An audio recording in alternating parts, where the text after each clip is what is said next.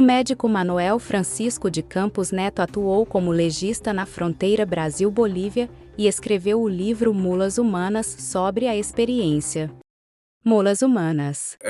São as pessoas que se utilizam do corpo para traficar drogas. Tudo que é preso ao corpo é uma mula humana.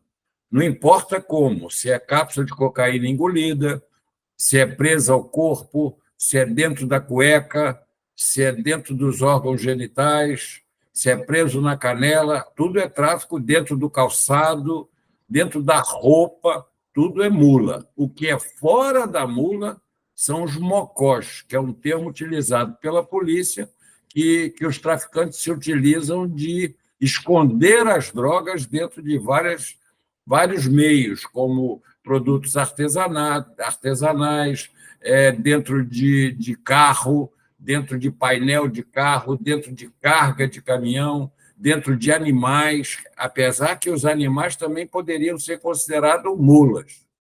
Origem das mulas humanas. Como eu trabalhei numa área de fronteira, Brasil-Bolívia, que eu estava próximo da fronteira da Bolívia, 70 quilômetros, e distante da capital Cuiabá, em 230, eu estava mais dentro da Bolívia do que propriamente dentro do Brasil.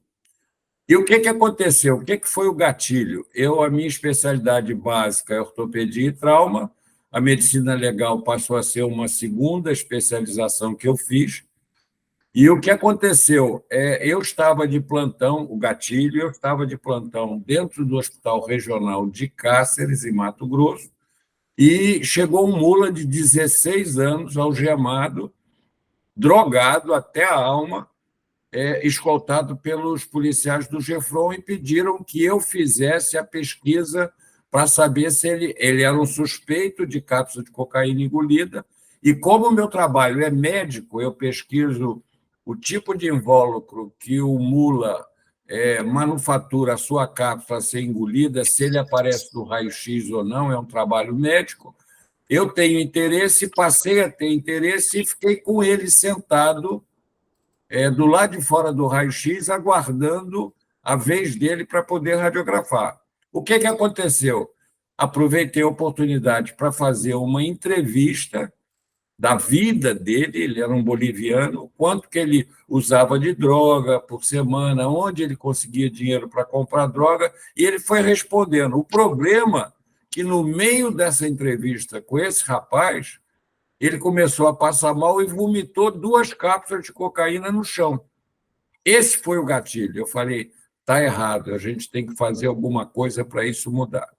Então, a idade média que eu tenho cadastrado nos meus arquivos varia de 16, que é esse rapaz, e pode chegar até 45. Eu não peguei nenhum idoso com cápsula de cocaína engolida, porque o foco da pesquisa é o tipo de invólucro que aparece no raio-x ou não. Patrulhamento nas fronteiras. Veja bem, eu fiz, para poder conhecer uma realidade que pouca gente conhece, eu cheguei a fazer 6 trabalhos de campo, e sempre escoltado, que o policiamento que me acompanhava são os policiais do Gefron, e sempre na fronteira oeste de Mato Grosso, que é a fronteira Brasil-Bolívia, com uma extensão de 986 quilômetros, que eu fiquei impressionado com isso, 986, sendo que 20% a 25% dessa extensão é fronteira alagada, não tem acesso, porque é Pantanal, e o restante é fronteira seca. Imagine vocês que nessa extensão de 986, que na realidade só 70% é seca, eu cheguei a ver 140 a 157 policiais tomando conta desta área. E aí eu fiz uma pesquisa só para ter noção. A fronteira México-Estados Unidos, que também corre e sofre desse problema, só que lá, além do tráfico de droga e de armas, tem o tráfico de pessoas. Lá são 3.141 quilômetros de extensão.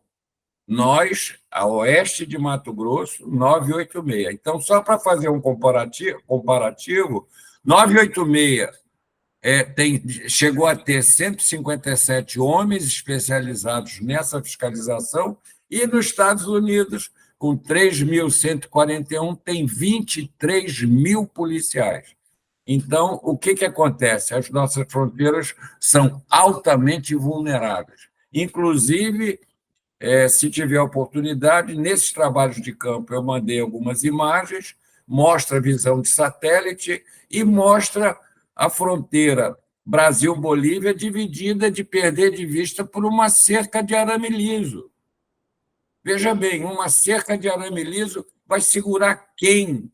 Não tem como. E o problema é que a região de Mato Grosso, a fronteira oeste, é a segunda porta de entrada da matéria-prima, que é a pasta base de cocaína, que ela é retirada da planta Erythrocilum coca, de onde são 14 alcaloides, e um deles é um derivado da cocaína, e, infelizmente, em pesquisa feita na internet, o presidente da Bolívia incentiva o aumento do plantio dos cocaleiros, porque é considerada a segunda moeda do país. A primeira é o gás, a segunda a cocaína, infelizmente.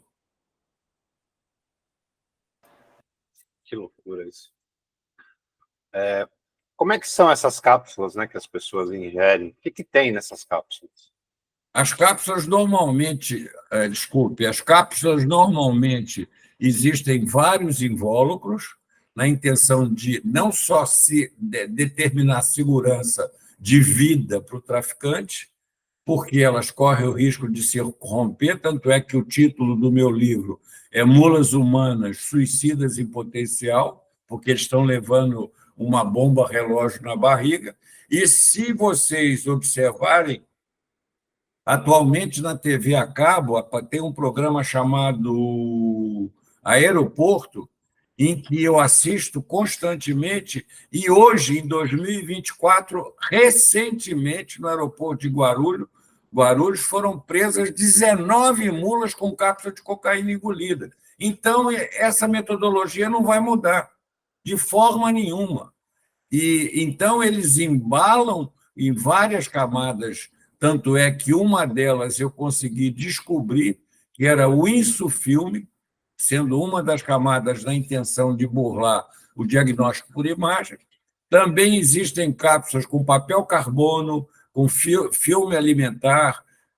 Teve um caso expoente, olha que absurdo, um casal foi preso no aeroporto de Cuiabá porque o detector de metais deflagrou, disparou. E aí passa de novo, tira tudo, disparou. Passa de novo, tira tudo.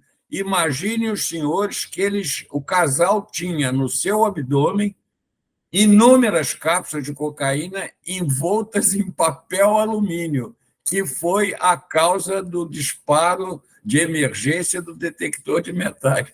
Quer dizer, além de tudo, são burros, né? Vai botar papel alumínio para confeccionar ou para manufaturar as cápsulas que serão engolidas.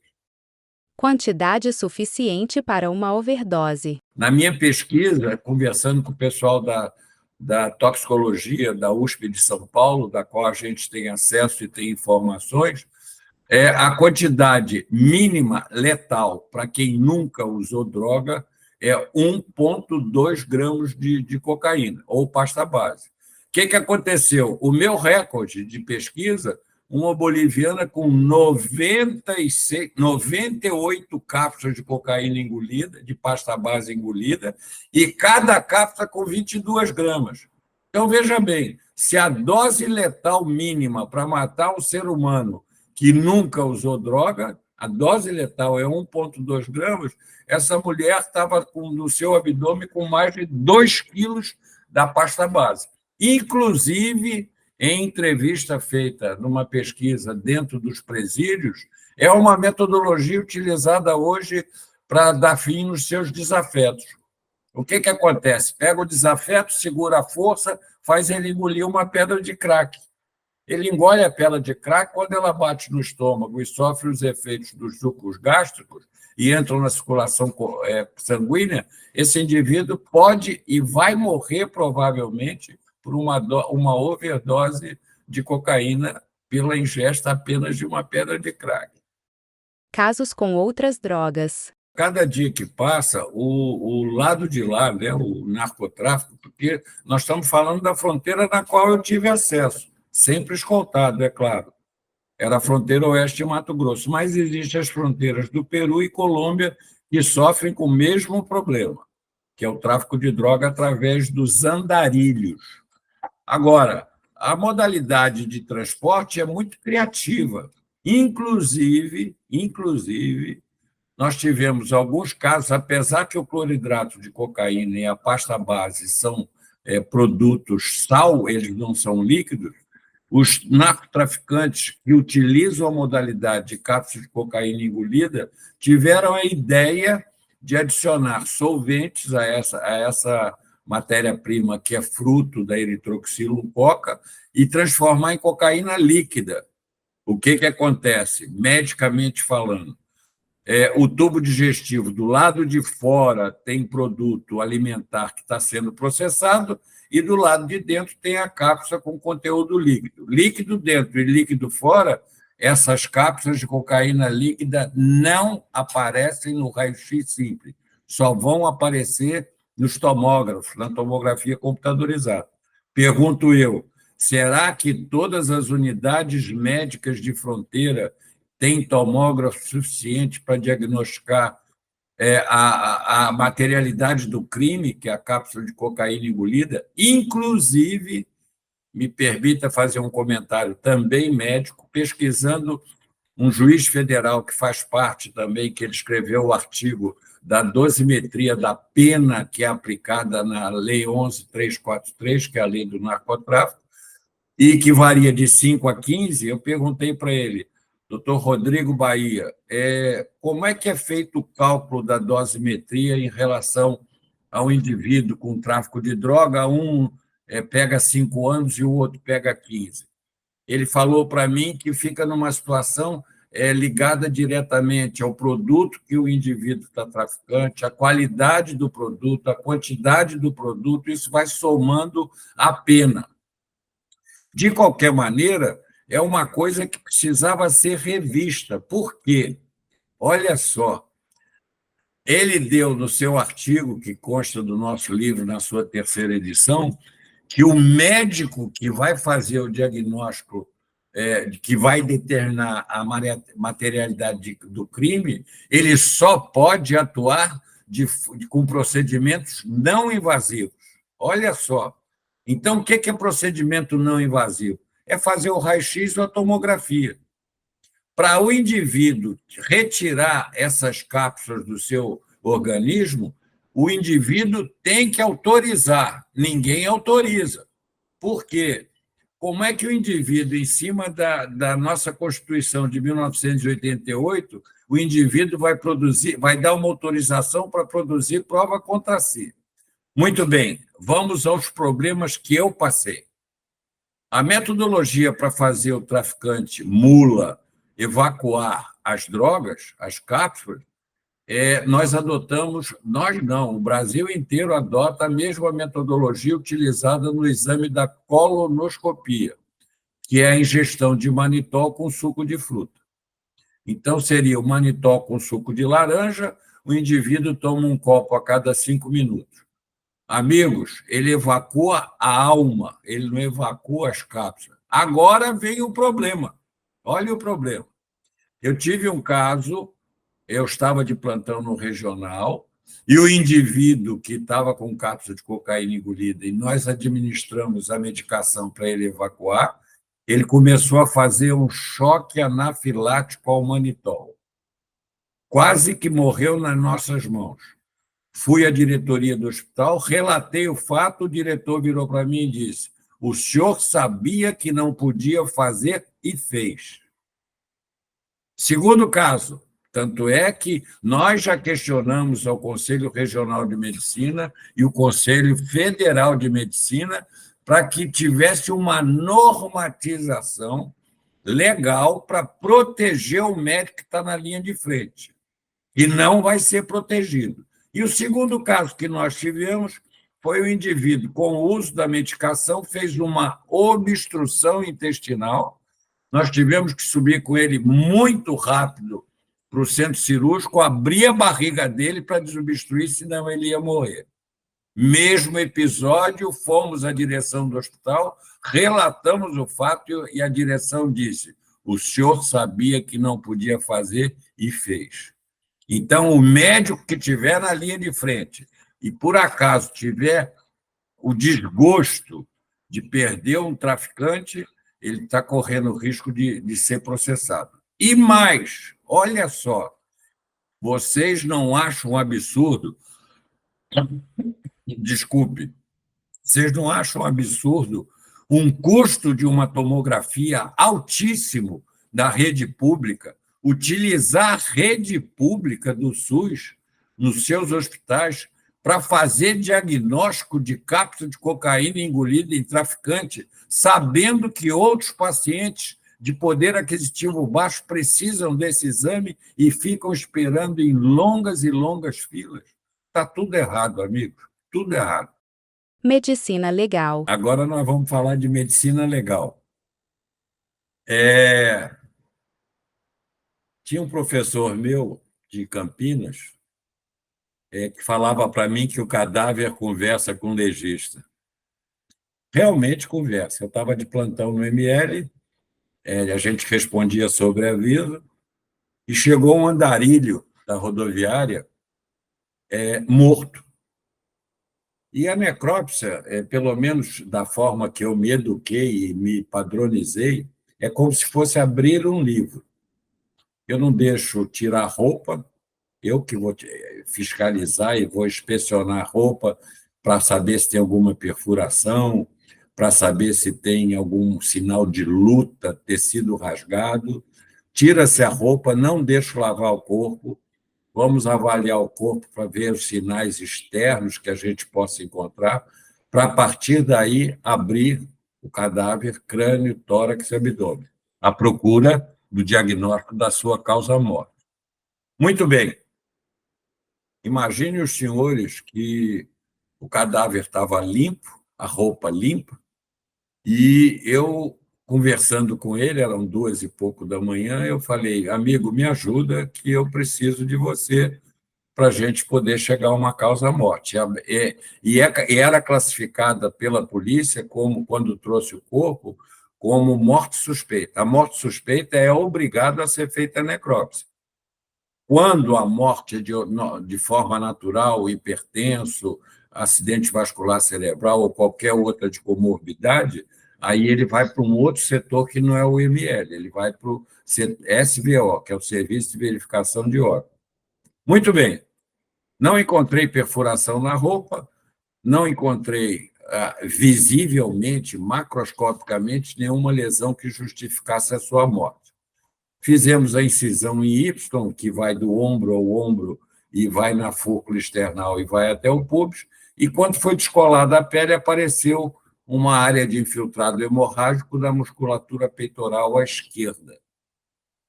Como é que tem sangue no músculo à esquerda e não tem perfuração na pele?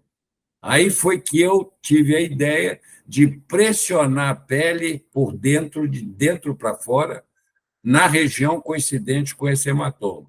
E apareceu uma perfuração de 0,3 milímetros. Por que ela não aparecia do lado de fora? Porque, provavelmente, como foi um mecanismo rápido, muito rápido, o instrumento que causou essa perfuração, a pele fechou por ser elástica, e aí não deixou sinal externo. Rebatemos a musculatura torácica, abrimos o gradil costal e chegamos na cavidade cardíaca, que tem um invólucro que cobre todo o coração, que é a cavidade cardíaca, e a morte desse indivíduo foi por tamponamento cardíaco, ou seja, uma perfuração de idêntico diâmetro, 0,3, numa das paredes cardíacas, que, com o batimento cardíaco drenou o sangue para fora, e esse sangue, conforme foi sendo drenado, foi tomando espaço e diminuindo o coração até ele parar. Notifiquei no meu laudo, passei para a polícia e descobriram o que matou o indivíduo, que foi um espeto de bambu de churrasco. É um quebra-cabeça, realmente. Aliás, vou fazer 74 anos no mês que vem, tenho 25 anos de medicina legal e 48 de medicina geral. Eu já vi coisa que vocês não acreditam. Como dizia meu falecido pai, o indivíduo, quando nasce, tem um livro de conta corrente, débito e crédito. Quando zerar a conta do débito e crédito, chegou a sua vez, ele vai ter que fazer a passagem.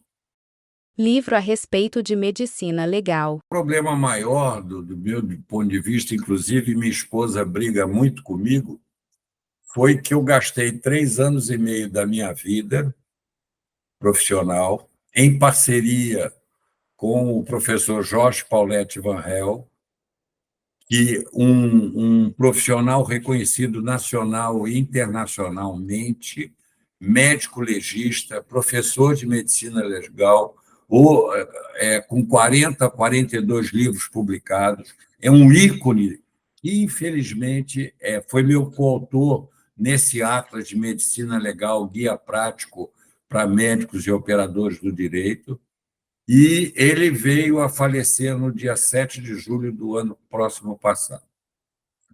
Eu conheci esse profissional por conta do destino. Eu fui dar uma palestra sobre tráfico de drogas para médicos legistas numa cidade, a convite do Serviço da Polícia Civil de Minas. Eu fui dar uma palestra na cidade de Moeda. E esse professor, que eu já estudava ele há bastante tempo, falou depois da minha palestra sobre a prática de tortura. E o destino nos fez encontrar, porque a volta dessa cidade até Belo Horizonte para pegarmos o avião, nós viemos no mesmo carro. E eu, conversando com ele, começamos ali, naquele dia, a nossa amizade, eu conversando com ele, passei para ele o meu arquivo de hoje, mais de 40 mil imagens em alta definição, e que eu tinha um projeto de escrever um atlas e queria contar com a ajuda dele. Amigos, foi a melhor coisa que aconteceu na minha vida. Ou seja, ele ficou responsável pela parte textual, a parte teórica, e eu fiquei responsável pela montagem das imagens.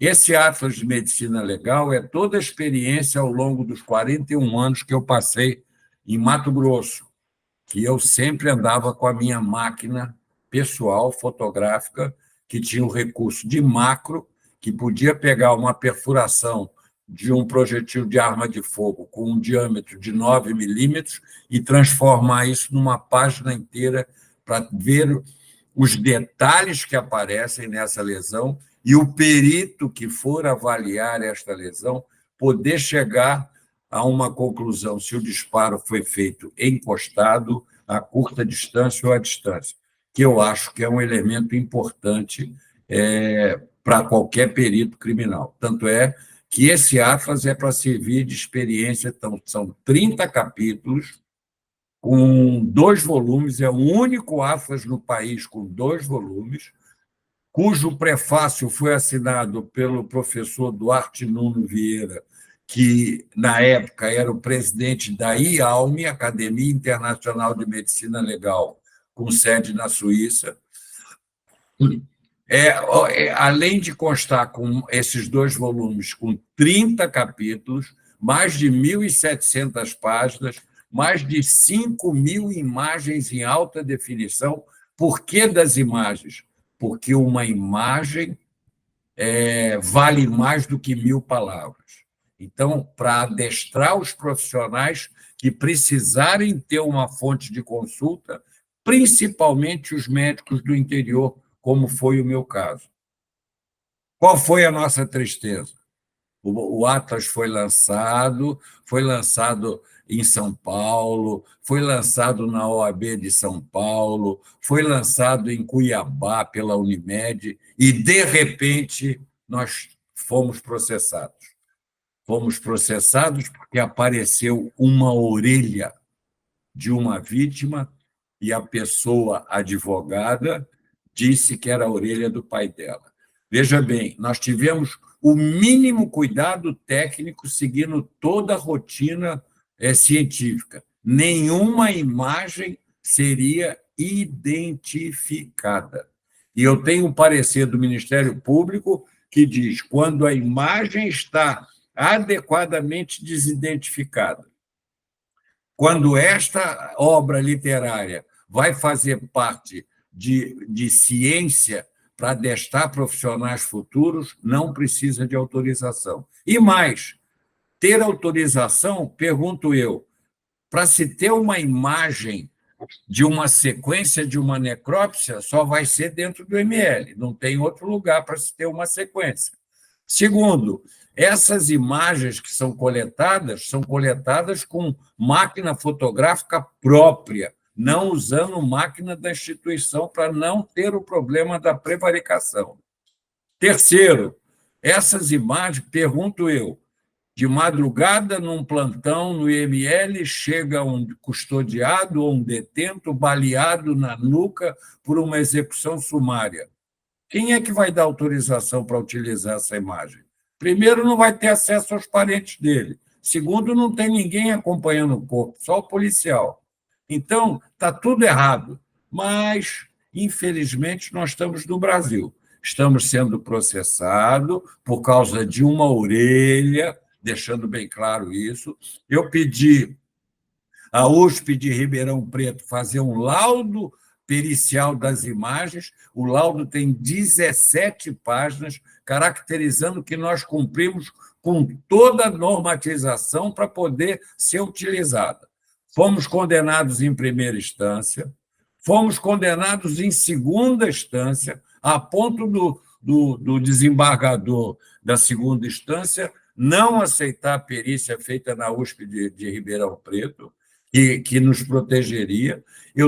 Saiu uma matéria em prol da nossa defesa no programa Fala Brasil, defendendo o Atlas de Medicina Legal, porque é uma ferramenta que está fazendo falta. Nós estamos sendo cerceados da nossa divulgação, a ponto de um juiz determinar que, se divulgássemos o Atlas fora, enquanto o processo está correndo dentro da justiça, nós receberíamos uma multa de R$2.000 por dia. Pergunto eu, qual é a ferramenta que eu tenho dentro da internet para, dentro do nosso país, que é enorme, saber se proibir de alguém dizer que está usando o Atlas? Fica difícil. Então, está tudo errado. Agora é mais grave ainda. Nós estamos dependendo do julgamento do STF, porque o STF achou que está envolvido numa coisa chamada repercussão geral. O que é repercussão geral? Se o Atlas de Medicina Legal nosso tivermos, infelizmente, uma pena contrária, desfavorável, ninguém mais de medicina que utilize de imagens vai poder dar aula, usar slides, usar trabalhos literários, trabalhos científicos, escrever livros utilizando imagem definitivamente. Ou seja, a nossa medicina do Brasil, principalmente os casos que publicam em trabalhos científicos que vocês devem conhecer, que mostram a imagem antes e depois. Quer coisa pior? Vou mostrar aqui no Maço Cigarro. No Maço Cigarro, atrás, tem um monte de imagem que aparece o indivíduo. Será que esses indivíduos deram autorização para essas imagens serem publicadas? Até essas imagens vão ser proibidas. Por quê? Porque passou a ser repercussão geral e nós estamos dependendo do STF. E, olha, o Atlas foi lançado em 2014, tem 10 anos. 10 anos que nós estamos esperando que seja liberado para quê? Para que profissionais que não tenham formação médico legal possam se utilizar dessa obra que, mais ainda, os 30 capítulos, eu tenho título de especialista da medicina legal e perícia médica. Fiz prova, foi uma prova, na minha época não tinha nem múltipla escolha, era dissertiva. O que acontece?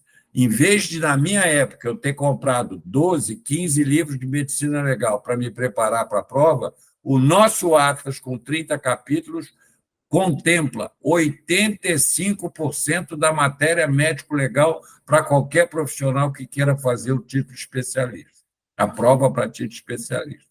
Essa é a nossa tristeza. Minha mulher vive sempre brigando comigo. Eu tenho 48 anos de casado. Por que você perdeu seu tempo escrevendo esse livro? Mas eu estava, como diz o ditado, né? A gente, para cumprir a nossa meta na Terra, tem que fazer um filho. Eu fiz 2, um de 46, outro de 43 e 4 netos. Plantar uma árvore. Plantei 520 tecas quando eu morava em Mato Grosso, numa plantação de teca, que eu esperei 22 anos para poder coletar madeira. E escrever um livro. Escrevi 6, já estou no 6º livro. Então, eu já cumpri minha cota na Terra. Já estou descendo a escada com 74 anos, problema de coração, pré-diabetes e aí por diante.